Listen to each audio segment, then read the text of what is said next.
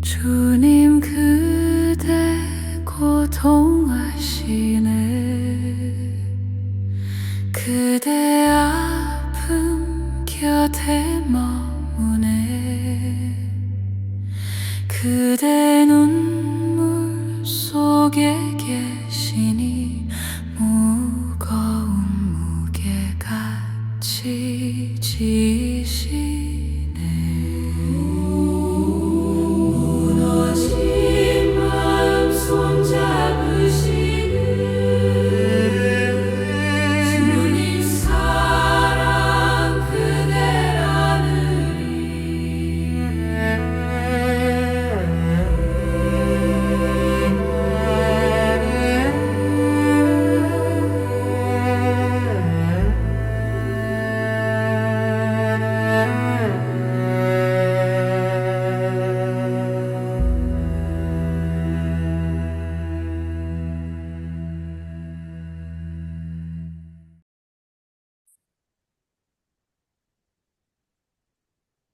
네, 안녕하세요. 오늘 우리 수요 예배 말씀은 제가 영상으로 업로드를 하게 됐습니다. 이미 문자로 알려드린 것처럼 오늘 전진 형제와 하영자매의 가정의 장례가 났습니다. 우리가 슬퍼하는 자들과 함께 슬퍼하는 교회가 되기 위해서 우리는 수요 예배를 이동하는 것으로 대신합니다. 그러나 그 가운데 들려야 할 메시지를 제가 설교로 요약해서 이렇게 업로드를 합니다. 어떤 분들은 지금 이동하면서 들으실 수도 있고요. 또 어떤 분들은 다녀와서 들으실 수도 있겠습니다. 그러나 동일하신 한 분이신 하나님께서 여러분이 어떤 상태에 있던지 주님께서 주시는 메시지로 깨워주실 줄로 믿습니다. 오늘 본문 말씀 읽겠습니다. 오늘 본문 말씀은 사무엘상 11장 14절에서 15절 말씀입니다. 사무엘이 백성에게 이르되 오라 우리가 길갈로 가서 나라를 새롭게 하자.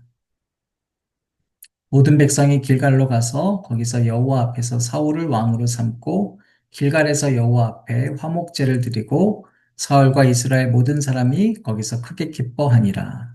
아멘. 자, 오늘 말씀 이전에 사울은 제비뽑기를 통해서 왕으로 선출됐지만 진보다리 사이에 숨고 결국엔 그냥 농부의 일을 하고 있습니다. 도망간 거죠. 우린 이럴 때가 참 많습니다. 내가 뭔가 리더, 책임감을 져야 되는 일을 맡을까 봐 도망가고 힘들어하고 그냥 일상 속에 묻혀 살 때가 많죠. 그 이후에 어떤 일이 벌어졌을까요? 자, 오늘 이야기인데요. 11장에 보면 1절에 암몬 사람 나하스가 올라와서 길르앗 야베스에 맞서 진침해 야베스 모든 사람들이 나하스에게 이르되 우리와 언약하자 그리하면 우리가 너를 섬기리라 하니 암몬 사람 나하스가 지금 야베스에 있는 사람들을 협박하고 지금 언약을 강제로 맺으려고 하고 있어요. 배경을 잠깐 말씀드리면 사사기 시대 말기 얘기인데요. 베냐민 지파의 만행, 레위인 첩사건이 벌어지고 나서 이걸 응징하려고 온 이스라엘이 미스바의 총회로 모였습니다. 이스라엘이 총회에 올라오지 않은 자는 죽는다라는 맹세를 하고 모이거든요. 전투가 끝났는데 조사를 해보니까 유일하게 길르앗 야베스 사람들만 총회에 모이지 않은 거예요. 여러분 어떻게 해야 되겠어요? 이스라엘이요, 1만 2천 명의 군대를 보내서 주민들을 학살했습니다. 총회를 불참했다고 동족을 진멸한 것은 종교적 맹세를 빙자한 광기였죠. 이것은 사사시대의 도덕적 타락과 믿음의 파편화가 얼마나 끔찍할 수 있는가를 우리에게 보여주고 있습니다. 어찌됐건 그 이후에 길르앗 야베스 사람들은 단절되고 분리된 채 살았어요. 나 같은 존재는 누구도 이제 신경 쓰지 않을 거야. 다른 지파에서 우리 싫어해, 증오해. 그렇게 살았겠죠. 자, 2절에 암몬 사람 나하스가 그들에게 이르되 너희 오른 눈을 다 빼야 너희와 언약하리라. 자, 오른 눈을 빼서 언약한다는 건 뭐냐면 너희들의 오른 눈을 빼서 이제 너희를 그럼 우리가 지켜줄게. 근데 그 오른 눈을 빼야만 할 수 있다는 거예요. 이 언약은 베리트인데요. 이건 평등한 약속이 아니라 고대 근동의 종신계약을 말합니다. 그러니까 종신적 노예가 되라는 거예요. 왜 오른쪽 눈인가? 고대의 보병들이요, 왼손에 방패를 들고 밀집 대형을 이루거든요. 그럼 거기서 왼쪽을 다 가리고 오른쪽 눈만 내놓고 싸웁니다. 즉, 군사력을 다 제거하겠다. 그랬더니 야베스 장로들이 3절에 우리에게 이래 동안의 말미를 줘서 이스라엘 진영에 좀 사람 좀 보내볼게요. 그래도 아무도 구원해주지 않는다고 하면 그때 합시다.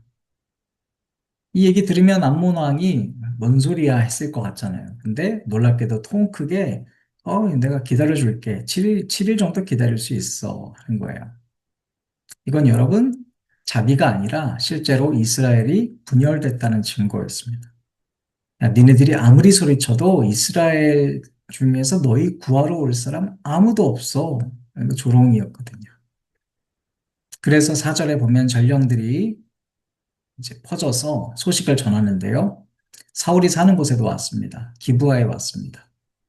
먼저 백성들이 듣는데요. 백성들이 소리를 쳐서 울기 시작합니다. 여러분 남의 얘기 듣고 우리 울 때가 있습니까? 없습니까? 울 때 있습니다. 그리고 5절입니다. 마침 사울이 밭에서 소를 물고 오다가 이르되 백성이 무슨 일로 우느냐 하니 그들이 야베스 사람의 말을 전하니라. 사울은 밭에서 소를 무는 일을 하고 있었어요. 소가 그의 재산이었습니다. 근데 누가 울어요? 왜 우니? 그랬더니 야베스 사람들이 이랬대요. 말을 들었습니다. 여러분, 누군가한테 슬픈 얘기 듣는 것도 우리가 공감하기 힘든데 또 다른 사람이 전해주는 얘기에 공감하기 쉬울까요? 네, 쉽지 않습니다.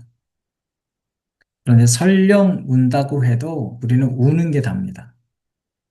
사실 울리는 얘기, 감동적인 얘기, 슬픈 얘기에 중독되기가 참 쉽습니다. 이것이 현대사회의 수동적이고 소비적인 공감일 수 있습니다. 뉴스를 통해서 혹은 주변에 들리는 타인의 고통과 비극을 슬퍼하고 눈물 흘리지만 소비하면 끝입니다. 해시태그하고 좋아요 누르고 슬퍼요 누르고 고통에 연대하는 방법을 모색하려고 하지는 않습니다. 그런데 그때 왕으로 뽑혔는데도 불구하고 여전히 도피 생활했던 사울 농부에게 이 소식이 전해졌습니다. 그리고 6절입니다. 사울이 이 말을 들을 때 하나님의 영에게 크게 감동되매 그의 노가 크게 일어나. 여러분, 크게 감동됐다라고 하는 히브리어 와티칠라흐는 돌진하다라는 뜻이에요. 성령이 돌진했습니다. 근데 돌진했는데 어떻게 됐어요? 분노했다는 거예요. 여러분, 선교의 열망은 뜨거운데 정작 오늘 내 앞에 현실에서는 어떤 반응도 일어나지 않는 걸 뭐라고 하는지 아세요? 도파민 선교라고 합니다. 늘 내 가슴을 심장이 타격당해야지만 움직이는 거예요. 그래서 똑같은 걸 반복하는 겁니다. 그런데 성령 충만의 결과가 방언이나 예언이 아니라 크게 일어난 노라는 건데요. 여기 나와 있는 노는 히브리어로 아주 재미있는 표현입니다. 바로 아프라고 하는 코어라는 단어를 썼는데요. 하르라는 건 타오르다는 뜻입니다. 그래서 와이하르 아포라는 문장인데요. 콧구멍이 거칠게 벌렁거리면서 뜨거운 김을 내뿜는 상태입니다. 그냥 우리가 씩씩대는 거랑 뭐가 다를까요? 이게 왜 거룩한 성령의 분노죠? 어떤 차이가 있을까요? 철저히 방향성과 목적에 있습니다. 내 자존심이 상해해서 하는 모든 것은 그것이 구제건 선교건 목회건 다 혈기입니다. 내가 좀 알려주고 싶어서 하는 것도 똑같습니다. 여러분 무슨 목적일까요? 내 이익을 위해서, 내 명예를 위해서 그건 다 자기중심적 혈기에 불과합니다. 반면에 사울의 분노는 본인과 무관한 나랑 상관없는 곳에서 일어난 그 얘기를 들었음에도 분노했습니다. 그 분노의 결과가 공동체를 파괴하는 것이 아니라 타인을 구원하고 살리는 쪽으로 향할 때 우리는 그것을 거룩한 분노라고 합니다. 그래서 어떻게 했을까요? 사울이 7절 보니까요. 한결이의 소를 잡아 각을 뜨고 자기의 소를 토막내서 12지파한테 보냈습니다. 그리고 너희들도 지금 사울과 사무엘이 전한 이 소식에 따라서 움직이지 않으면 너희들도 이렇게 될 것이다. 얘기했습니다. 지금 사울이 행한 이 소를 잡아 각을 뜨는 거 잔인해 보이지만 사실 고대 근동의 마리 문서나 헷 족속 문서를 보면 나오는 서약 의식이었거든요. 사울은 자기의 재산이었던 그리고 생계수단인 소를 지금 바친 거예요. 여러분, 우리는 사실 드보라 사사기 5장에 나왔던 드보라 사건 때처럼 같은 민족에게 뭔가 일이 생겨도 잘 참여하지 않습니다. 왜냐하면 감동이 되지 않거든요. 그냥 박수치고 눈물 흘리고 그 얘기를 소비하면 끝인 게 우리의 민낯입니다. 자, 8절입니다. 사울이 베색에서 그들의 수를 세어보니 사람들이 모이기 시작하는데요. 모래알 같았던 백성들이 33만 명이나 모였습니다. 그리고 9절에 무리가 와 있는 전령들에게 이르되 너희는 길르앗 야베스 사람에게 이같이 이르기를 내일 해가 더울 때에 너희가 구원을 받으리라 하라. 전령들이 돌아가서 야베스 사람들에게 전함에 그들이 기뻐하니라. 자, 야베스에게 전해진 사울의 메시지가요. 해가 더울 때에 너희가 구원을 받으리라. 한마디였습니다. 이 한마디가 7일 동안 피말리는 죽음의 공포에 들었던 야베스 사람들의 기쁜 소식이 됐습니다. 그래서 10절에 야베스 사람들이 이에 이르되 우리가 내일 너희에게 나아가리니 너희 생각에 좋을 대로 우리에게 다 행하라 하니라. 여러분, 우리가 교회의 리더들 상대적인 리더죠. 누군가에겐 우리는 리더거든요. 그럼 우리는 어떤 말을 해야 될까요? 세상에 나가서 여러분은 어떤 말을 해야 될까요? 바로 이런 희망의 메시지를 전하는 겁니다. 절망에 빠진 자들에게 희망을 줘야 돼요. 그런데 우리의 언어는요, 너무 절망의 언어들이에요. 당신 이거 안 하면 큰일 납니다. 벌 받습니다. 그래서 우리는 늘 당신 죄인입니다란 말 잘하잖아요. 죄에서 자유해졌다면서요. 제가 지난번에도 말씀드렸지만 세례를 받고 싶어 하고 해서 신청한 우리 현이가 저한테 예배 끝나고 물어봤어요. 삼촌, 근데 물 세례 받으면 죄가 없어져요? 제가 귀엽기도 하고 안쓰럽기도 했어. 이렇게 대답했어요. 현아, 예수님께서 우리 죄를 대신해서 죽으시고 다 이루었다 선언하셨어.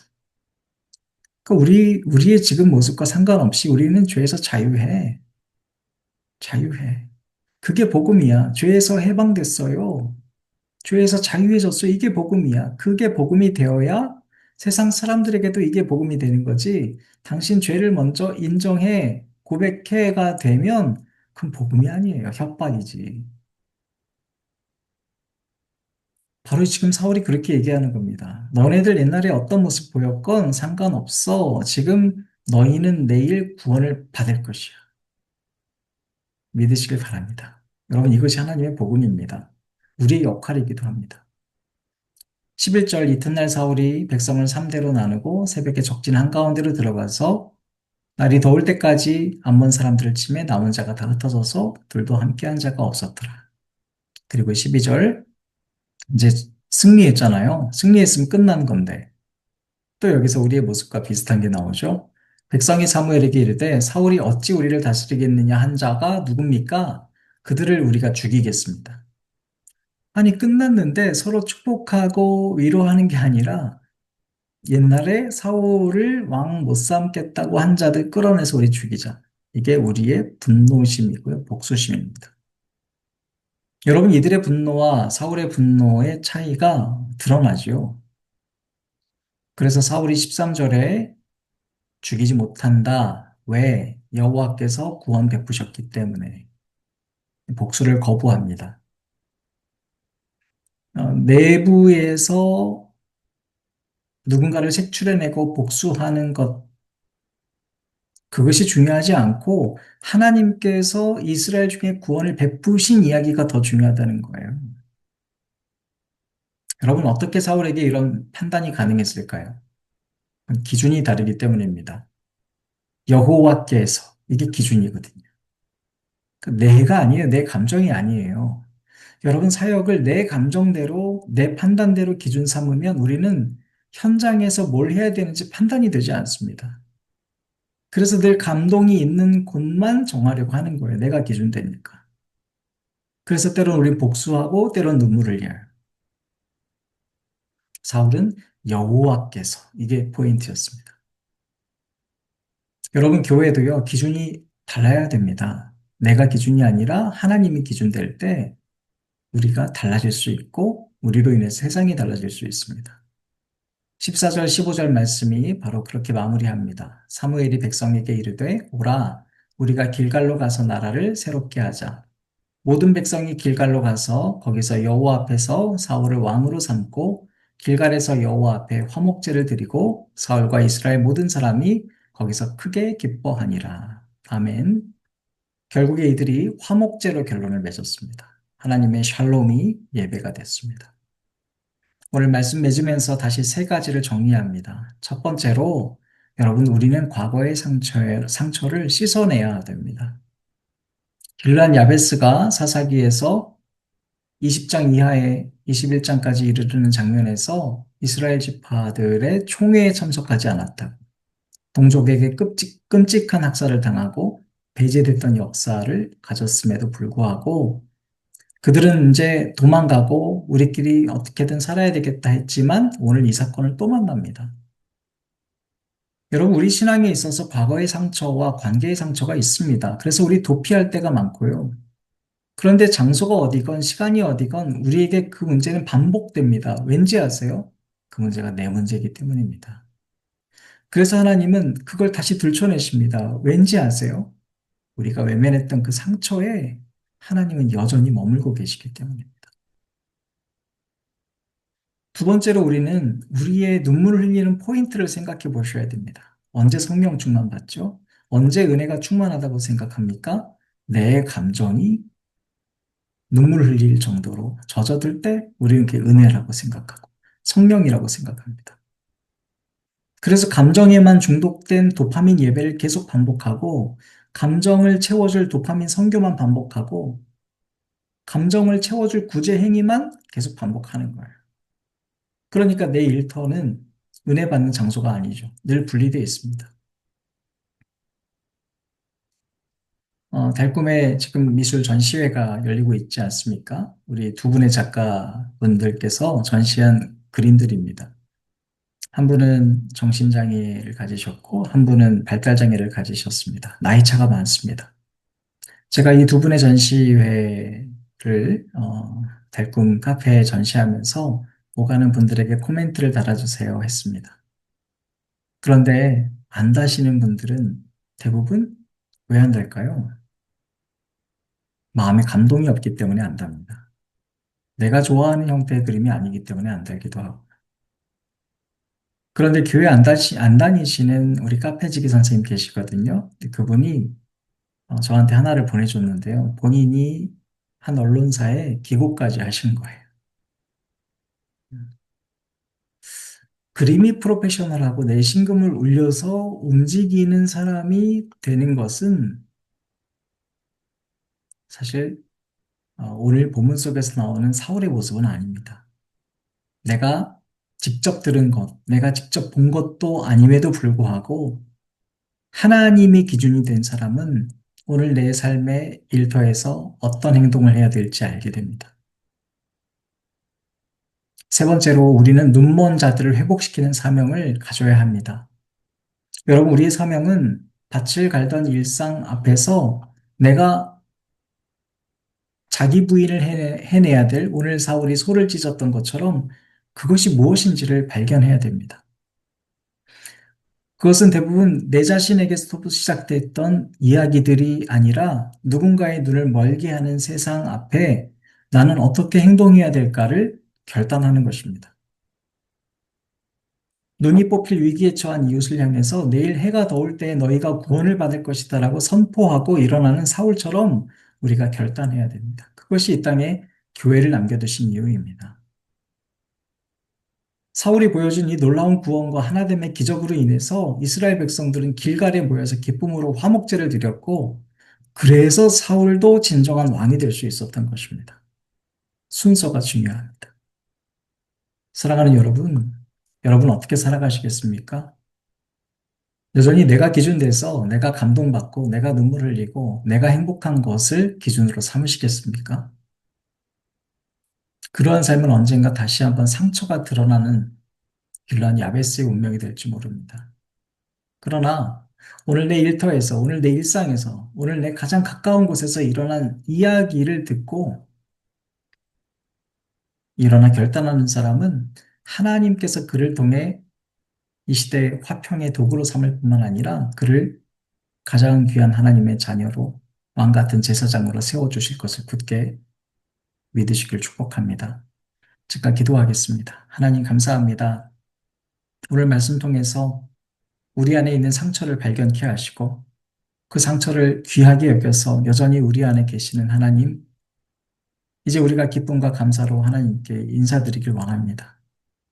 하나님, 이제 우리의 일상 가운데에서 우리가 감동에 중독된 자들이 아니라 거룩한 분노가 일어나는 자들이 되어서 연대하는 사람들과 연대하고 항거해야 될 것에 항거할 수 있는 하나님의 자녀들 되게 하여 주옵소서. 지금 장례식을 치르고 있는 우리 전진 하영 가정 안에 하나님의 복음과 구원이 일어나게 하신 것 감사합니다. 이 땅에 눈물 흘리는 모든 자들에게 주님 함께하여 주실 줄 믿습니다. 이제는 우리 주 예수 그리스도의 은혜와 하나님의 놀라우신 사랑과 성령님의 위로 교통하심이 고통당하는 자들의 머리 위에 이제로부터 영원토록 함께 계시기를 간절히 축원하옵나이다. 아멘. 여기는 아무도 없어요. 모두 다 지나가 버렸죠. 다들 바쁘다고 하네요. 저기 저 멀리 가야 한대요. 어제처럼 다시 혼자가 되었어요. 가까운 곳은 보지 않거든요. 늘 혼자였으니 씩씩해 보이진 않을 수 있겠지만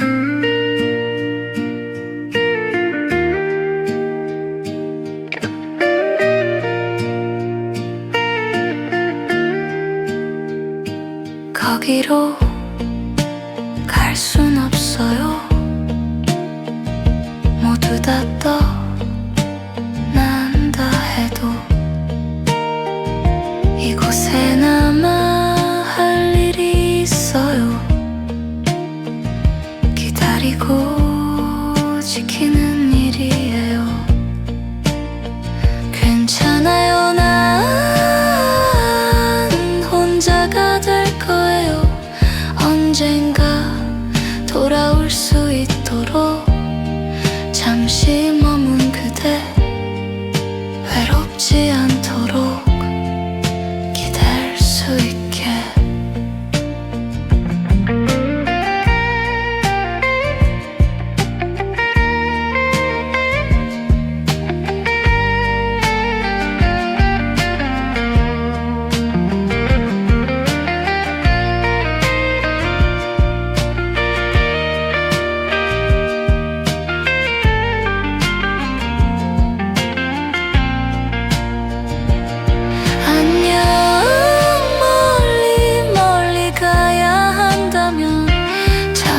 기대고 떠나세요.